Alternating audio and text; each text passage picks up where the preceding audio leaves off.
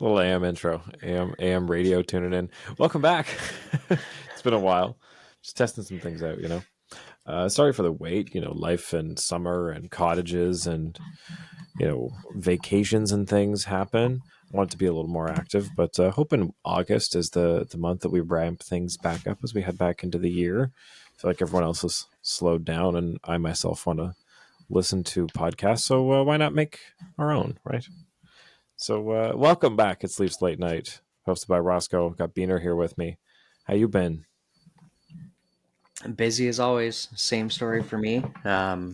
Today's actually my son's birthday, so it's been a busy weekend this past weekend with a party for him and his friend. They did a joint party this year. We took him to the zoo on Friday, and Oh, well, happy birthday, Patrick. So yeah, 7 years old. Wow, getting old. I was It's just weird watching. that I have a 7-year-old. I was just watching MasterChef Junior, and they were like 8 to 13-year-olds. So I have I don't see small children that often because I don't have any. So I have like a visual for okay, so it's just younger than that. That's about where we're at. It's weird being, just not around kids anymore. But I don't know. It's weird that different, you're living in the city and working and just friends that don't have them yet. So, or at least I have one friend who has a really small one, but it's strange. Things are going to change soon, though, I bet. Is that a precursor to something there, Roscoe? Oh, not me. Definitely not me. I just mean my friends, I'm sure, eventually. I have no plan for that. No siree. But no, that sounds like a blast. I'm glad you guys have had some nice weather. At least it's been decent here. I don't know about there, but yeah, we've been really lucky. Even when we went to the zoo, it looked like it was supposed to be stinking hot, and it wasn't too bad. Nice. Yeah, it's been 25 every day here. Rained a couple times, but otherwise been pretty nice. We went on a road trip last week. Actually, first time went down to New York and up through, what was it? Connecticut, Rhode Island, Boston, Vermont. Boston. New Hampshire in between there, yeah. Went to the Ben and Jerry's in Vermont. That was cool. But I hate to admit it, as much as I hate Boston's sports teams, really gorgeous city. Well, it's one of the older cities in the States, if I'm not mistaken. Oh, yeah. There was so many old buildings that have just been well kept and turned into things that are still usable and modern while preserving the history that's there. But we went on a bunch of walks. There's all these old buildings like the Paul Revere House and stuff that's there since the 1700s. It's crazy. But rent there is whack. We were like, oh, I wonder what it'd be like to live here. Oh, a 2-bedroom apartment's $3,500 a month. No thanks. US. So that's like 4,200 Canadian. Isn't that basically Toronto? It's probably a little more than Toronto, just because of the exchange rate. That was something that really hit. When we were down there, I didn't realize how bad it is right now. I think it's 75 cents on the dollar, but it's brutal once you start adding it up. But other than that, just been cleaning, cottaging. It's been good. Nice little summer, Yeah, we had all these plans, and not much of them have come to fruition. No, I do have a couple things in no specific order we can talk about tonight, just to catch up on the goings on around the league.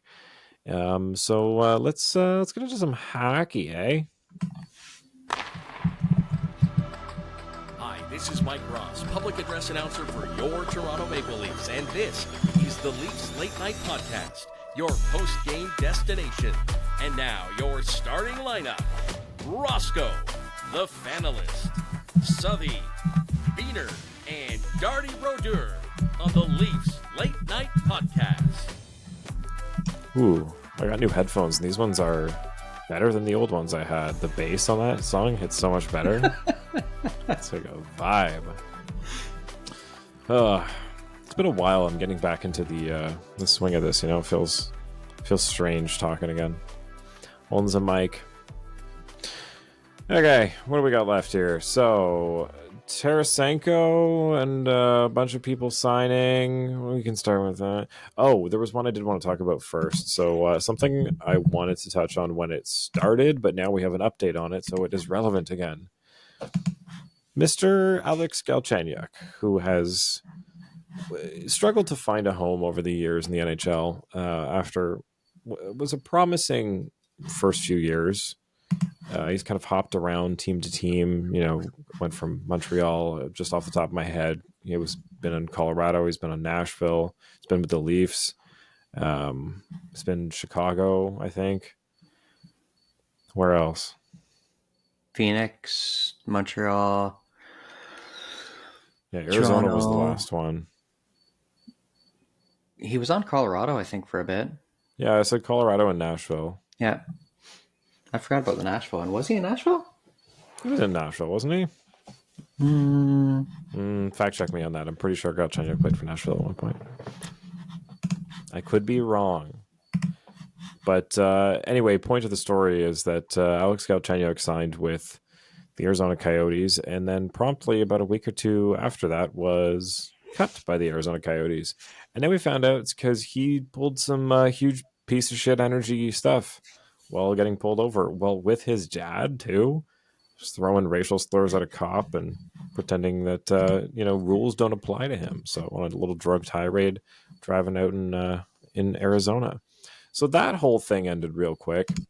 But the update now is that he has signed with, I believe, what was it, Sparta Moscow in the KHL? I'd have to verify the team, but yeah, I believe he signed over there. Yeah, so that's it for the NHL, at least for this year, for Mr. Galchenyuk. I mean, what a wild ride this guy's been on. It seemed like Arizona was going to be a new shot for him. Like they're a team that's, if anyone's willing to go there, it's because they want the chance. Really, like I don't think anyone's running to go play in a Arizona State University arena for the next 2 years. So it means you're looking for that shot, and he blew it real quick, man. He definitely did. By the way, he did not play for the Predators. Montreal, Arizona, Pittsburgh, Minnesota, Ottawa, geez. Toronto, Arizona again, then Colorado. Yeah, for some reason, I guess it was Pittsburgh. I could picture him in yellow, but that's why. Wow, what a list. He's a good one for Puck Doku, I guess.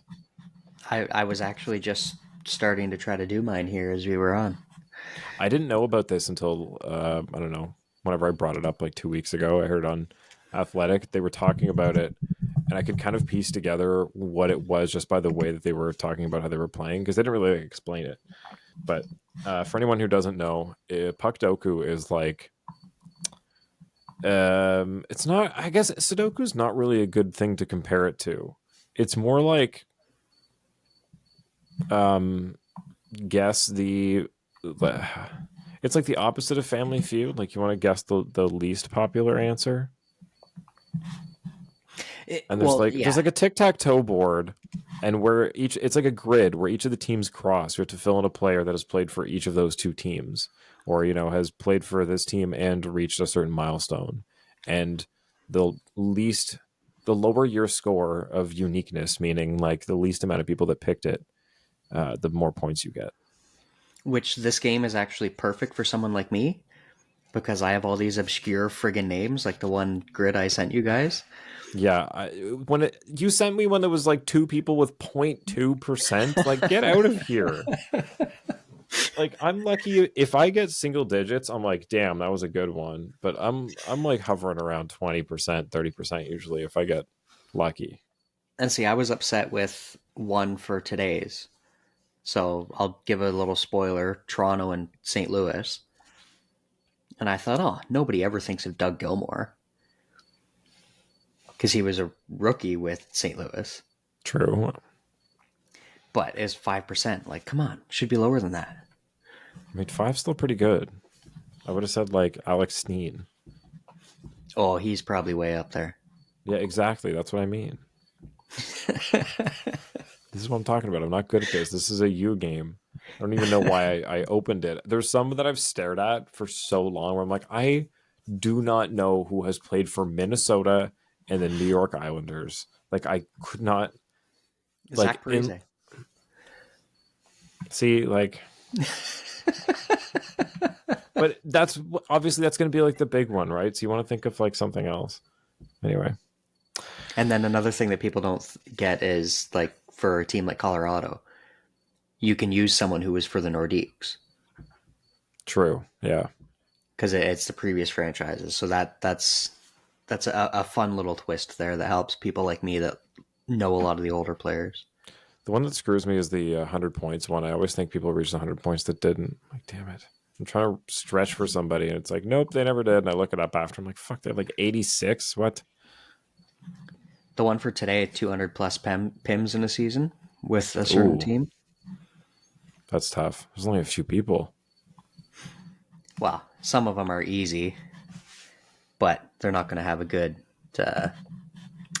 what do they call it? What's the percentage score they call it? Rarity? Uniqueness? Yes, uniqueness. They're not going to have a good uniqueness score.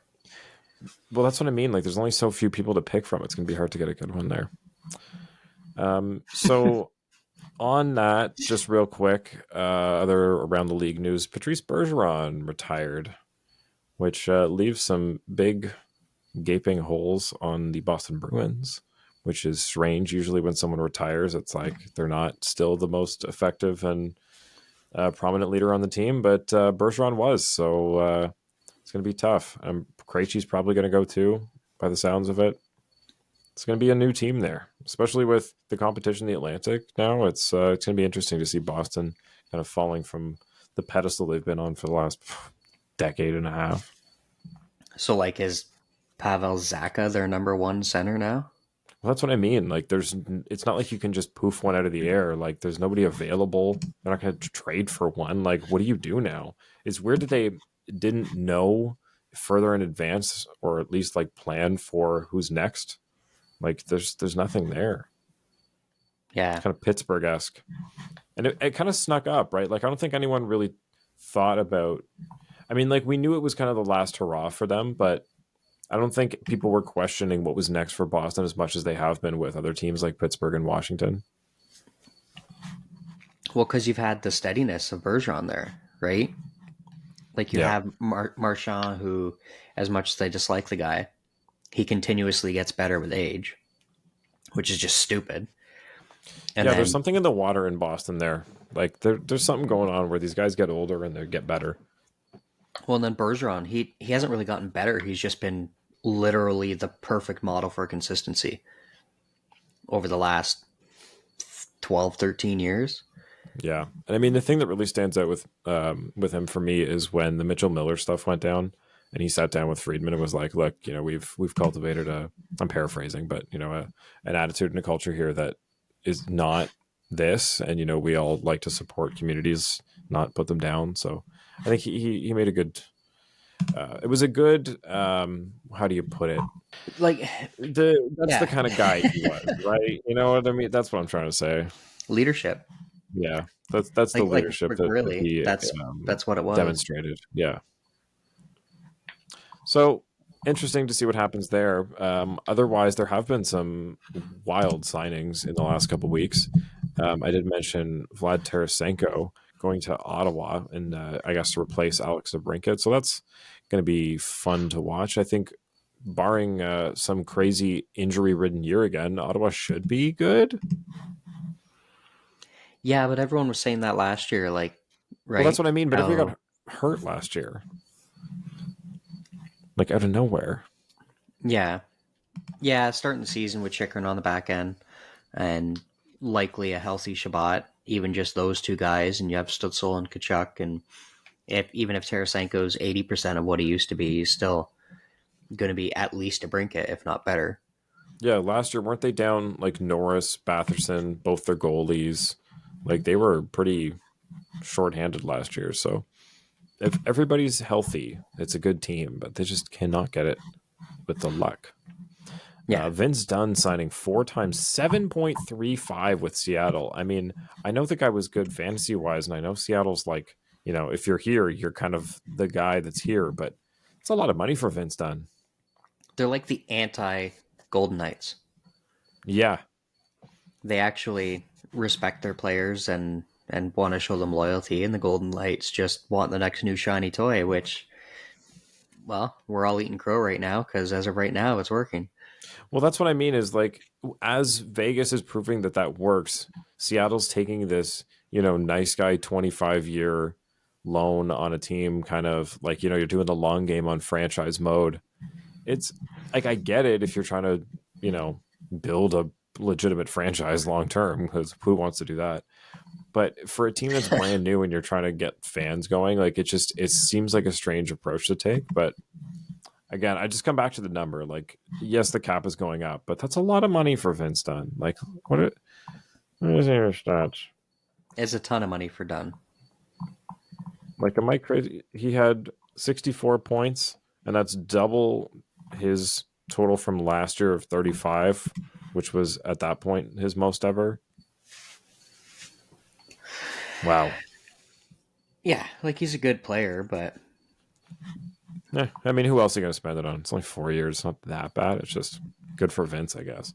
Also, Samsonov avoids arbitration, but we'll get back to that with the Leaf stuff. Tony DeAngelo, after a weird back and forth of is he traded, is he not traded, signs with Carolina for 1.675, which seems, again, like he goes back and forth from, Tony DeAngelo's underpaid on that 1-year contract. We should sign him for $5 million. $5 million is too much for Tony DeAngelo. Let's give him $1 million. Tony DeAngelo is underpaid at $1 million. Let's give him $5 million again. It's like, holy shit, someone give him 2.5 and just call it a day. So the fact that they got him for 1.375 or whatever it is, like, great. That seems like about what we're going to give Tony DeAngelo. And we need to stop pretending that he's for some reason worth $4 or $5 million and buying him out every other year, because it's getting a little ridiculous. yeah, I wouldn't have wanted to do too much for DeAngelo. Now that's just me being me, but 1.675, sorry. like, yeah, I don't know. I think that's just inviting stuff onto your team that you don't need. Yeah, and look, he's a decent offensive defenseman from what we've seen. For 1.6, great. That's kind of taken a cut off for being an asshole. He's definitely not a 4.5 or 5 like he was getting before. But like I said, this might be another tried out year, and next year, because he's on a 1 year, the cap might go up. Somebody's going to give him 4.5 again and be right back here. Guy's going to be bought out like 3 times at the same time. It'd be insane.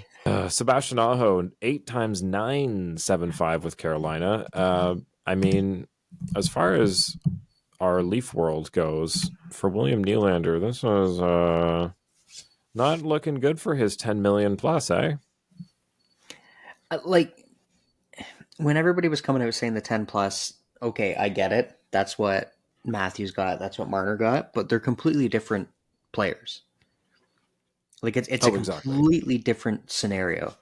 And then seeing some of the other comparables lately around the league, like, it's still not straight up comparable, but like Aho's a center, which historically is valued higher than wingers. So that right there doesn't help Nylander's case. And then Aho didn't get, the 12, 13 million, whatever. And it's not like Carolina's a low tax state.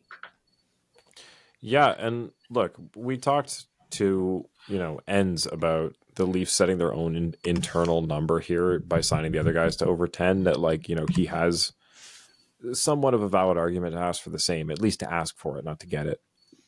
But now we've got Brad Treliving. It's not the same person who signed those contracts. There's other ones getting signed around him. Like, I think the landscape has very quickly shifted around Nylander and his agent, and they're either going to have to adjust or find themselves playing somewhere like Columbus. So I don't know what he likes better, taking maybe 800 or 900 grand less, or, going and losing a bunch of games with Johnny Gaudreau. I'm just saying, like, he's going to end up somewhere like who else can afford to give him that? I don't even know if they can. Like, who's got the cap space for that? Well, who really thought that anybody had the cap space for Erik Karlsson either? Yeah, but there's a difference between like making a trade and involving multiple teams and retaining salary and yada yada, and like signing a free agent. Like, they're gonna have to do other things in order to make it work. So I'm just talking like, teams currently, like who's Chicago and got, Anaheim at this moment could pay him 10 plus. that's it. Yeah. Nashville's close, but not really. Holy moly. Yeah. So do you really, I mean, Chicago would be, I guess, kind of fun, but like, fuck going to Anaheim. Sorry, guys. Like, not right now. Are you kidding me? Willie would be prime time in Anaheim. Oh, that rhymed. Look at you. Yeah, I feel like Anaheim's just not trying right now. Like, I feel like they were going for Bedard. Now it's like, okay. Now what? Oh, darn, they got Fantilli. But is he going to play this year, you think? I That's think what I there's a mean. chance. That's what I mean, is like, he's not somebody who's slotting into the lineup immediately. And I think that's the difference, because they don't really have like a decent 1C right now. Like, I mean, Zegras is an RFA. They got to figure that out still. Anyway, moving on. From Tarasenko, we got Nick Abruzzese signs 2 times 1.55. I don't hate that. I think this is kind of a year to either shit or get off the pot for him. Yep, Nicky Alphabets. Yeah, I mean, we've seen a lot of guys come through this rotation, and you know, the Makheyevs, the fucking, who else? Why am I blanking on names right now? Kapanen, like different guys that just come through and are going to play some slot, and we developed them. Did it work or didn't it? And they move on. So we'll see. Well, there's been lots of guys, right? You got Yeah, I'm just Marchment, fucking blanking Mason on names right Marchment, now. Trevor Moore, Dennis Mulligan. realistically, Engvall did that, Yeah. right? Like guys working their way up. But Jeremy Swayman 1 times 3.5 ish in arbitration. So yeah, that's about what he's worth, I think. It's going to be tough after a year. Like, I don't know what Boston's going to do, man. They've got a lot to figure out. Trent Frederick 2 times 2.3. Yeah, I don't know. Swayman, like for 1 year, I think that's a pretty good deal, but realistically, he probably should be going for a little more. Yeah, they're going to lose him unless they can pay him next year. And they got to make a decision on those goalies, because I don't think the tandem thing, as cute as it is, I don't think they can keep it up money-wise. And really, like, they've got so much they got to figure out that I would just fill out the forward holes before you start picking between 2 goalies. Yeah, well, especially when you lose your, basically your top 2 centers. Like they have Zaka and Coyle. Jesus, yeah. Terry 7 times 7. That's a pretty good deal. It's a pretty good deal. Takes him till he's 32. It's not going to look too bad. Similar number, though, one that I don't really get is Tom Wilson. 7 times 6.5 with Washington. Now, this is one team that we were just talking about where, you know, they're looking at starting to move on to the next generation. They got to start planning for the future. And they give a 29-year-old 7 years? This I don't get. Am I missing something? Washington, realistically, they've been, I know I just accused Seattle of it, but they've been like the anti-Golden Knights, which is kind of funny because when Washington won their cup, like they have been so ridiculously loyal to pretty much everybody. Like the contract they gave Nick Backstrom when he was up for renewal. Like that was a career accomplishment contract. Like, thank you for everything you've done for us, not this is what you're worth right now, so this is what we're giving you. And I don't know if it's trying to keep Ovi's friends around to keep him happy while he's trying to break the record or what it is. But long term, it's not going to work out well for the franchise. Yeah, he's going to be 30 when this kicks in next year. He had 15 points in 21 games in their 2018 Stanley Cup run. Like these stats are old even. Like, what are they talking about here? Has 326 points in 763 regular and playoff games, including a career best 52 in 21-22 before tearing the ACL in his left knee in the first round. Like, And we're gonna give him more money until I don't get this 6.5 a year till he's 37. That's crazy, man. I don't Yeah. know. That's gonna suck in a few years. Like that's gonna suck in like 2 years. The guy gets hurt again. I don't know. Matt Dumba finally signs 1 x 3.9 to Arizona.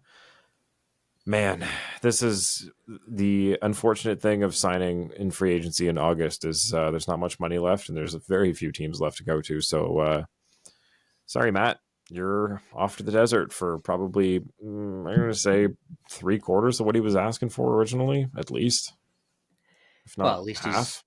at least he's probably only going to be there for what, a season, maybe a season and a half max. They'll flip him. They'll turn him into something.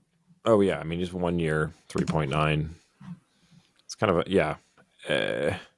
He got as much as he could, but I would hate to play.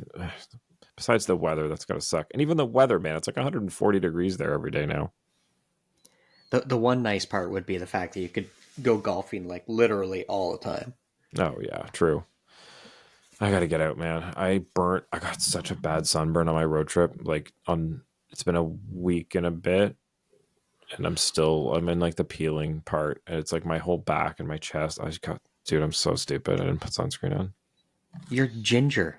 I know. Okay, I know. I'm dumb. like, like you guys should know better. Yes, I Just know.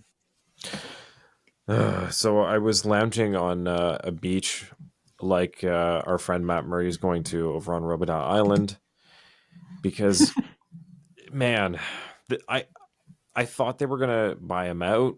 I didn't foresee this happening. Like, he just got healthy again, but man, I whatever. Leaf's going to leave. Send him off to the island. It's like, hey, how's that shoulder doing? I mean, it's okay. Great. So you're going to take 4.5 mil and you're going to go not play for a year. How does that sound? Sure. Well, it was concussions, right? Yeah, great. Like a quarter of the NHL couldn't go off on the same thing. Like that's my point. It's like, yeah, I get it, but we're talking about guys that are coming out of the playoffs. Like they probably had a concussion that they played through at one point or another in that round that just kind of went unchecked.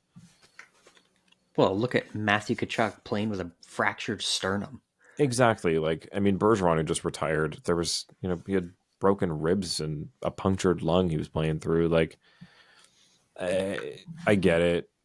They're always hurt. You can stash a guy away if you got the money to. It kind of sucks. We tried a lot of different goalies, but there was the Mrazek experiment, and then there was the Matt Murray experiment, and now today we find out Martin Jones is a Toronto Maple Leaf, and I can't help but feel like this is another experiment that I am increasingly less enthusiastic about. I will admit I was confident that Murray could turn something around this year or last year, but this one I'm like, guys, I don't get it. I would rather see Eric Shalgren in net, who's now gone, but I'd rather see him in net for the Leafs than Martin Jones. I don't get it. It's really a slap in the face to Joe Wall. Right? Like, he better be number 3 behind Wall, because this is a guy who, yeah, he's played for shit teams, but he hasn't posted over a 900 in 5 years. And even the one season he had a 900, he was over 3 goals a game. Yeah, the fact that he got 27 wins with Seattle last year with us a 9 or an 886 is a miracle. I don't know how they outscored how bad he played. So I agree. It's a slap in the face to Wall and to the rest of the people in the system and to, I don't know, literally any other available goalie. I don't get how this guy's still working. No offense to him personally, but well, how many chances did Michael Hutchinson get? Okay, let me actually. I bet his numbers are better, but make your point. No, a lot of people were clamoring for Toronto to do this, and some people were saying that it was going to be Brian Elliott or to get some veteran goalie to just be the third man and either ride the pine and play a handful of games a year, or potentially bounce back and forth between the Marlies and the Leafs. But like, yeah, I get it. Injuries happen. He's barely better than Martin Jones through 444 games. With 4 assists and 4 penalty minutes. It's a really attractive 4-4-4-4-4 line in his stats. If anyone's, if anyone likes those things. If anyone's OCD. Yeah. So he's got a 905 on his career. Michael Hutchinson, who only played 153 NHL games, has a 902. So he's barely better than Hutchinson, who's a career backup goalie. But when you can play... Hutchinson's only 33 years old. Are you kidding? He's the same age as Martin Jones. Oh my God. Wait, was Jones an undrafted player? No, he should have been drafted by the Kings. It doesn't say on HockeyDB. Because at one point the Kings had Quick, Bernier, Jones. Like, they had this string of promising young goalies coming up pretty much all at the same time. Or if he wasn't drafted by them, he at least was signed by them almost immediately. Yeah, it doesn't look like he was... Yeah, he was offered a tryout with the LA Kings. He was selected 4th round of the 2005 WHL Bantam Draft. He joined the Hitmen in 06-07, served as backup to Dan Spence for 2 seasons. Eligible for the 2008 entry draft, but went undrafted. And was offered a tryout from the LA Kings. So, yeah, Michael Hutchinson, who was drafted in the 3rd round of the year that Martin Jones went undrafted, is about as good, but has played like 300 less games. So that's why I'm like, I don't get it. I'd rather give Joseph Woll an extra $800,000 than that. That's not true. I'd rather have another backup goalie, but I just don't understand this one. I definitely, like, yet again, I see a lot of people calling for something like this to happen, but I don't think, unless there's a clear plan, they sat down with the goalies and have it all laid out. That way it sounds so silly that I'm saying no one's offended, because you have to earn your spot on the team. It's not like we're talking about Patrick Waugh or Martin Brodeur here. But, like, Waugh has been slowly pushing his way up through the ranks this whole time, going through tons of injury problems and everything. Played great for us last year when he had to come in when Sammy got hurt in the playoffs. Like, you can't pin those losses on Waugh. No. Like, I'm also, like, if you're going to try to, like, how old's Wall? 23, 24? 25. Like, if you're 25, okay. Well, if you're still, okay. But I mean, he's a goalie, so if you're still trying to see what you have there, like, you've spent all this time and all these resources on him, like, I just don't understand bringing for, a league min, somebody that, like, exactly what you're getting. Like, it just seems a little safe, and, like, you can afford to not be with your backup, I think, especially with this team. Like, we weren't losing games on Joseph Woll's back, like you said. Like, that being said, Sammy does have a little bit of a history of getting injured. Yeah. Sammy goes down. You have Wall playing the majority of the games. Like, are you calling up Petro? Are you calling up Hildeby, Pexa? Like, you've got nobody else proven. So, like, in that sense, I get it. But the three goalie system does not work. The Islanders tried it way back. It did not work. There's been a couple of other teams that have tried juggling 3 at one point or another, and it doesn't work. The only goalies, I'm just looking at who's a free agent. Holy moly. Brian Elliott, Yarrow Halak, Anton Hudobin, Mike Smith, Jonathan Bernier. Bernier's still listed as a free agent. My God. Yeah. Aaron Dell, Corey Schneider, Michael Hutchinson, John Gillies, Jean-Francois Berube. Yeah, I guess Martin Jones is the best one there, but, like, you waited till Martin Jones was, I don't know. I'm trying not to be so down on the guy, but it's just, like, it doesn't make sense to me. Such a weird move. Speaking of moves, another thing that happened, Erik Karlsson finally gets traded. Mr. Kyle Dubas adds to his list of ex overpaid San Jose Sharks that he has collected. Right? I mean, Lamoriello brought Marlowe in, but we had Thornton, and then At least we weren't paying Thornton like 5-6 million. Yeah, Jesus. But so Karlsson, I got to pull up this whole friggin' clown show of a trade. But yeah, here Karlsson trade. First impressions, though. I mean, Dubas, I don't really get it. Like, I get it. He's got to go for it with these guys, but they're so old. I just, I don't know what Pittsburgh's going to be like this year. It'll be interesting to see. Where's the friggin'? Oh my God! I don't want to see an article. I just want to see like, what's the trade? 9-player deal. Yeah, I get it. Okay, here's the picture I wanted.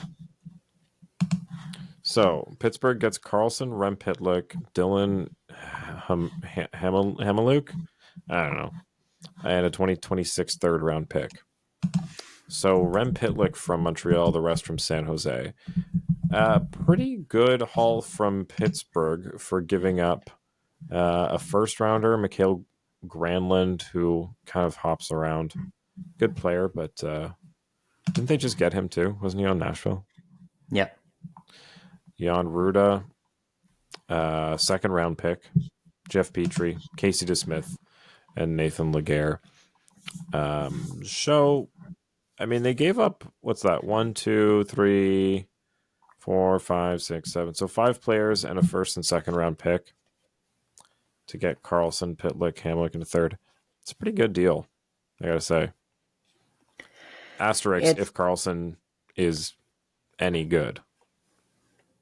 Oh yeah, if he's the Norris Trophy winning defenseman from last year, then that's a great deal. But like, I don't know. In his prime, Karlsson was one of the best offensive defensemen the league has seen in the last 2-3 decades. But he is long past his prime. I know he just won a Norris. I know he scored 100 points. People are going to be screaming at me. But, like, I don't want... Morgan Rielly goes out and scores 100 points and is a minus 26. Okay, yeah, cool. A defenseman got 100 points, but I'm not going to be happy. I mean, yeah, we're looking to bring it back to Martin Jones. Like, look who he was playing behind. The guy was rocking. I mean, actually, to be fair, those were his better years when he was above 900. But I mean, San Jose 2018 to 2021, he was sub 900 and losing games like crazy. And I mean, even when he was 36 and 19, he was an 896 because I'm not blaming it all on Erik Karlsson, but you know, if that's your defensive leader, you got to have a pretty strong goalie behind you, and they didn't. So just worried about what Pittsburgh is going to have there. Like, I know they've got strong leadership, and you've got, you know, of course, any year with Crosby and Malkin, you got to go for it. But like, really, I don't know if the two of them with Erik Karlsson and Chris Letang can pull it off. Like, I mean, they're all over 35 or around 35. It just seems like a big gamble. It's like the Expendables. The Expendables is actually a perfect way to describe this team. Thank you. Oh, that is awesome. I wish I would have thought about that. Who's the one who puts it together? Is it like Helen Mirren? Oh, I'm still trying to... I'm thinking of like the first one. I just went to see Barbie and I saw a poster for Expendables 4 and I was like, wait, there's 4 of these? What are we doing? The funniest part is, like, for anybody that knows my wife, you would not expect her to like that kind of movie. She loves the Expendable movies. Oh, my mom does too. It's so funny because they are not her type of movie at all because they're so ridiculous. But oh my god, that is awesome. Like 36, 37, 31, 30, 32, 38, 34, 31, 26, 25, 30, and 25. That's the age of their forward group. Jesus. Yeah, they're the Expendables. That's hilarious. And the young ones, one of them is Alex Nylander, who Oof. has bounced around and bounced around. So he's probably not even going to stay on the team. Like your defense core, your top four, 33, 36, 28, 27. Holy. And then you See, have an oft injured Tristan Jarry as your starter with Alex Nedeljkovic as your backup. all I'm saying, it's looking good for Buffalo and for Ottawa, and that's kind of it, I guess. I don't know. The Atlantic's going to be in a shift year, I think, finally.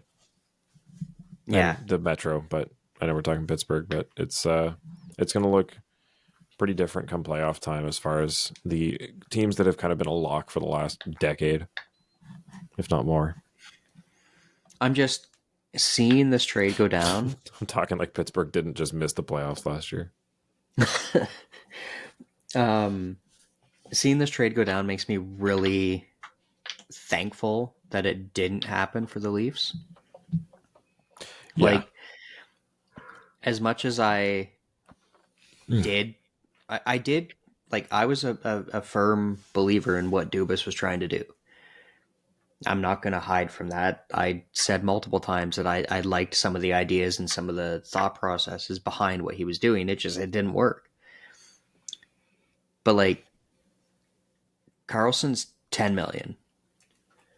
We signed Reeves, which okay, I don't agree with, but Reeves, Domi, Klingberg, and Bertuzzi for what, 12? Yeah, I think so. Like, I'd take those four over Karlsson. Yeah, I mean, Klingberg is our Carlson, right? Plays no defense, all offense. Sure, like I'll take that for what did we give him, 5.5? I want to say it was like 4.5 or something like that, wasn't it? I thought they gave Klingberg more. But just to wrap up this, 4.15. oh, well, it's less than I thought. Just to wrap this up, what do we think of how San Jose did? I mean, obviously they were in a position where, you know, your weird albatross of a contract scores 100 points and wins the Norris, and you're kind of given this weird opportunity to get rid of him. So it's like that kind of comes out in the wash, right? Like you should have to pay to get rid of his contract, but he's good, so he's kind of at value for it. Like you're not getting a good valued contract; you're just kind of getting a like a fairly overpaid, shitty defenseman who scores a lot. Like, realistically, Greer was in a tough spot because everybody knew this. It wasn't the Matthew Tkachuk situation, but everybody knew this had to go down. Yeah, the And train was coming by, and everybody was standing there waiting for Briere to show up with his wares. Right? It's they checking the clock, and here it comes, and he's got to come through and trade it this offseason. So he's got a first-round pick. He's got a forward in Mikael Granlund, who is hit and miss, but at times has proven to be a at least somewhat usable forward in the NHL. And good he has playmaker. He's an assist monster. a defenseman to at least take the roster position of Karlsson and Jan Ruda. Like, he's not going to do what Karlsson did, but he's at least a body that can skate and play. And then you got Mike Hoffman coming in, who maybe somewhere like San Jose, maybe he can slowly get back a little bit of, he was a borderline considered a sniper at one point, right? Yeah, just looking, Granlund did not do well with Pittsburgh. No. 5 points through 21 games. So yeah, I mean, it makes sense for San Jose to start to fill out. Like, their problem has been these boat contracts and then young kids that they're trying to develop. Like, they need some mid-level like talent that's not extremely overpaid and aging. Like, great, Couture and Vlasic are awesome, but they're paid way too much money for how old and little production they're giving now. So they need some guys that can produce for decent money that are in that middle range, and they can finally afford it now that Karlsson's gone. So I get it, but well, and that's still not an awesome like superstar team, but we'll see. But like that's the biggest thing. They got a first round pick, 2 forwards who can play and contribute, and a defenseman who will at least fill the spot and allow some of the kids that they have or that they're looking at, develop a little bit. And they didn't have to retain any salary Yeah. because San Jose didn't retain any of it. Which, if you would have told me this trade was going to go down and San Jose didn't retain anything, I would have laughed at you. Like, okay, they said they weren't going to retain 50%, which I get, but that they didn't retain anything at all, that's Wait, impressive. wait, who didn't retain any? San Jose, On who? Karlsson. No, they retained 1.5. I thought it was through Montreal that he retained. Oh, I've did seen so Montreal many. retain? I've seen so many different reports of who retained what. Because it says Sorry. Jeff Petry's 25% retained and Erik Karlsson's 1.5 mil retained. Here. Maybe. Per the Penguins, here's the trade. San Jose retains 1.5 mil of Karlsson's salary. Pittsburgh retains 25% Okay. of Petry's. So still, they didn't retain. What does that work out to be? 1.5. So they're still retaining less than $2 million. They retained less on him than they did on Brent Burns because they retained 2.7 on Burns. This is such a complicated trade. Oh, it's ridiculous. From Eric Engels, here's why the Canadians are making this trade. So opened up retention spots, retaining 50% of Petry's contract, turns Petry into a 2.34 mil cap hit this season and next, and that could open up a wider market for his services. He has a 15-team no-trade list, and will have to consider being flexible if he doesn't wish to return to Montreal. I don't know. There's a bunch of... I'm not reading all this. There's so many weird pieces of this and how this worked, but I'm proud of Dubas for figuring something out without his, Brennan Pridham calculator beside him. Speaking of which, do you think he was expecting Pridham to pull a Spezza and just leave and join him in Pittsburgh? That's why the comments were made when he announced that he was staying on as general manager. Like, let's go, guys. Guys? And, like, no one leaves with him? Yeah, it could have been. Like, if so, that's really, really funny. But we all kind of saw that coming when he was named president and they didn't have a general manager, and then he goes and hires Spezza to be an assistant. It's like, really? You're not going to hire a general manager. It's like, I keep making this joke, but for anybody who's seen Vice or knows the story of Dick Cheney and George Bush, basically Cheney was brought on to find the best running mate for George Bush leading up to the 2000 presidential election. And after interviewing a bunch of people, Cheney decided that he was himself the best candidate to be vice president. And I can't help but make the comparison here to Dubas, where it's like he told the Penguins, like, yeah, I'll be the president of hockey ops. I will find you guys the best GM. I'll go through the hiring process and flex all my contacts and all this. And then at the end of it, he's like, guys, I've talked to so many people, and I gotta say, I know this sounds crazy, but I think I'm still the best person for the job. I can do both. I can do it. I will take a little bit less than 100% of the GM salary on top of my president of hockey ops, but I'm willing to take on the extra responsibilities 100%. So you guys can get a little bit of a deal, and I get to have my toys back. Because, like, come on, Dubas, you're too young to be sitting back already and not having your hands in the team. By the way, did you see 40? people? I think he is. Yeah, you see people 37. People comparing the cores of Toronto and Pittsburgh and like bashing the Toronto one. It's like, who do you think signed those contracts? Dubas signed those contracts. So if you want to praise him for the Pittsburgh one, which all he did was bring in Karlsson, Yeah, he hasn't really done much there yet. like, yeah, he signed some strange contracts. Look at him that. Oh man. Yeah. So Sammy forgot to come back to this one. Goes to arbitration, and what was the number finally? Because I know he came Samsonov, 3.55. Yeah, because he came in at 5. Leafs wanted like 2, so yeah, it's right down in the middle. 3.65 would have been the middle. 3.55, as Steph called it. It's a year we're kind of still in this question mark zone of goaltending, but I think Samsonov is a pretty good mercenary for now, and I think that's the way that everybody's looking at it.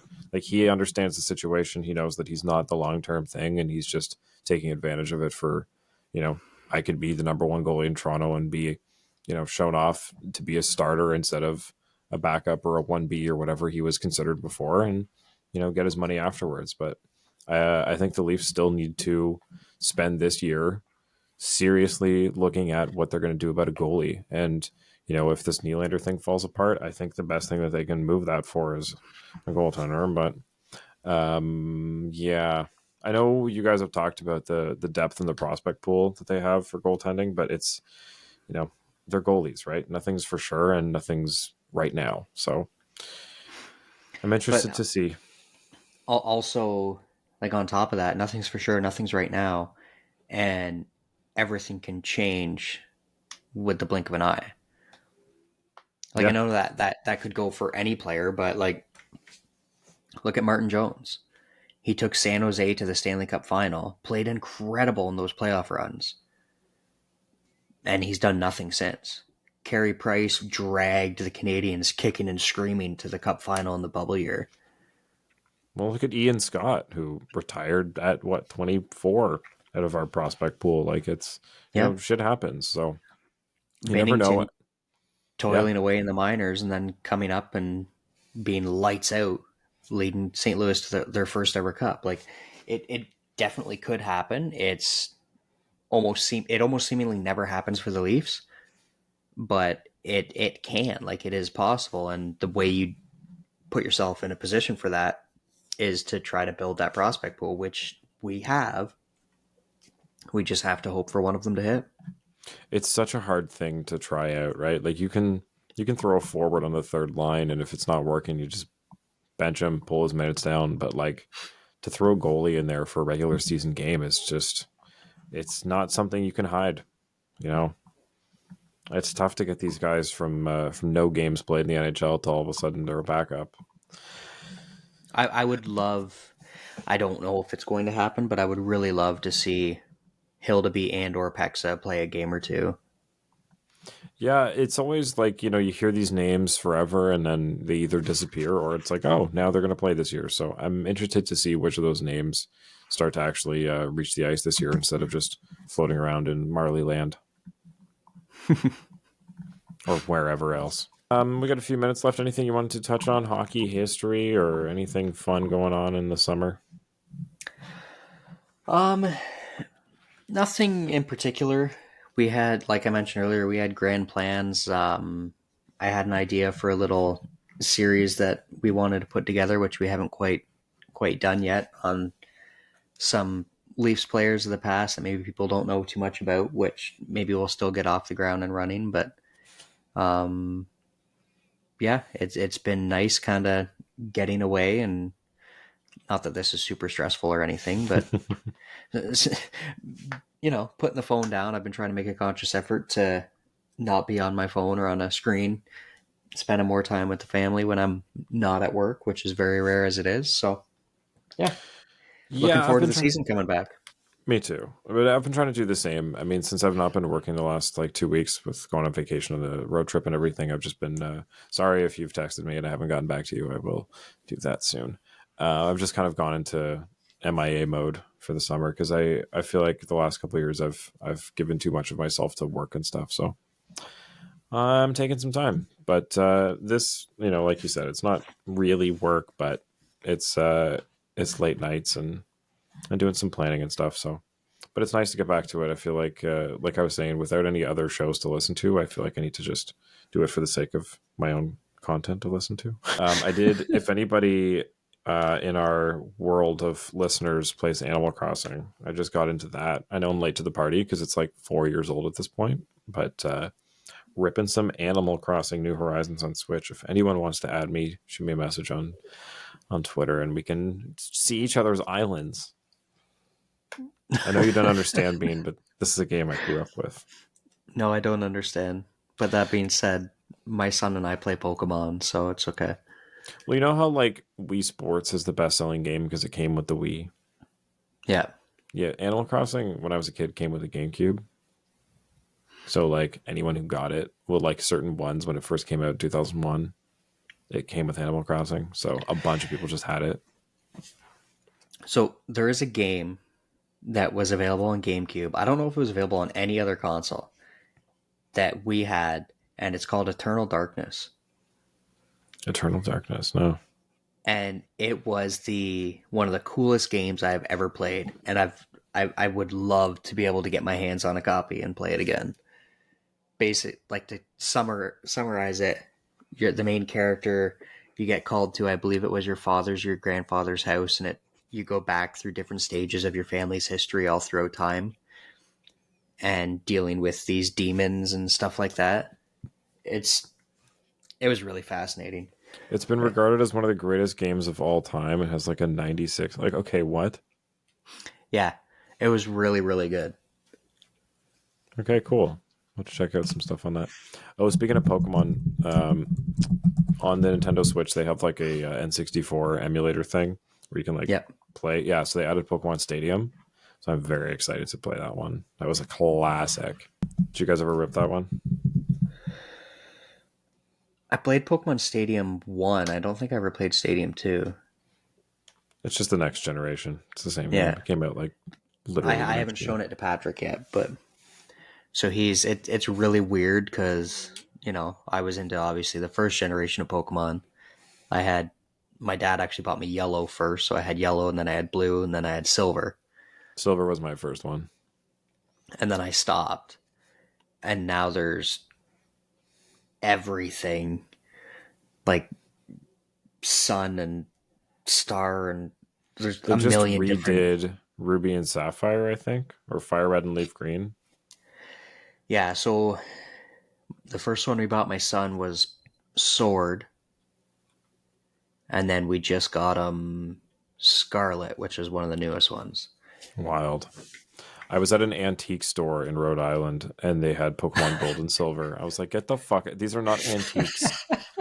It's insane. Take a stab at how much they were. Oh, Original. God. I mean, I'd say they're a little overpriced, but... $200 a piece. Oh, no. They were $75 US. Oh, okay. But, like, man, I remember buying that from Blockbuster. I got it used, and it was like, even then, it was probably $29.99 or $39.99 for that game. Pokemon was expensive, always. Oh, yeah. And, like, so we downloaded Pokemon Go on my phone for my son, and it's turned into almost be more for me. Mm-hmm. And it's exploded. I did not realize how many, with all the different generations, how many friggin' Pokemon there are. It's crazy. I tried to get back into Pokemon Go and I just felt lost. I was like, there's too many new Pokemon. So, a funny story, and my wife is going to kill me if she finds out I mentioned this over a podcast. So I actually had Pokemon Go on my phone when she was pregnant, and it was very, very late in her pregnancy, and we would go for walks every day because it's supposed to help, you know, get things going. Yeah. And I kept hatching eggs in Pokemon Go, and she got so pissed off I had to delete it off my phone. Oh my God. Because, like, she was very, very pregnant, very close to her due date, and it was very frustrating. So I tease her about that now. I am a father to many things right now, okay? I'm doing multiple paternal things at the same time. Oh, man. Oh, Pokemon's classic. There was a couple, like, hacked ROMs you can download, too, like, that people have built.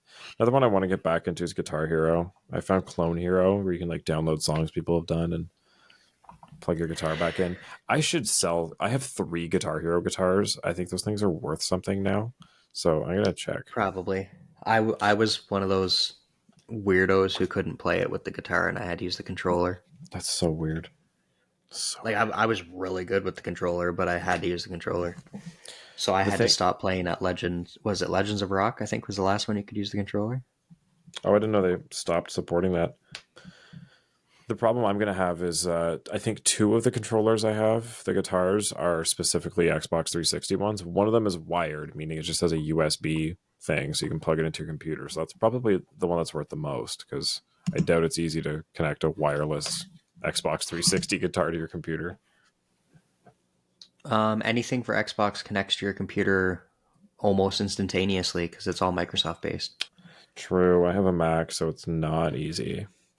Oh, yeah, you're one of those guys. I'm one of those guys who does things like podcast editing. Speaking of which, we should get out of here. Let's try to do this more than when stuff happens. More than once over the summer. Yeah. So at the very, very latest, we'll be back next Wednesday. Thank you so much for tuning in. It's Leafs Late Night. Follow us on Instagram, on Twitter, on YouTube at Inside the Rink. You can catch the videos as always. And yeah, see you later. We love you, Marty.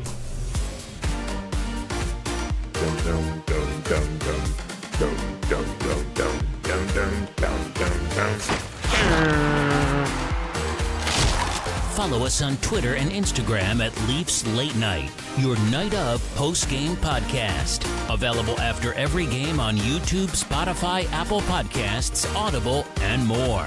I don't have anything. I don't know. So I don't know why I never thought of it.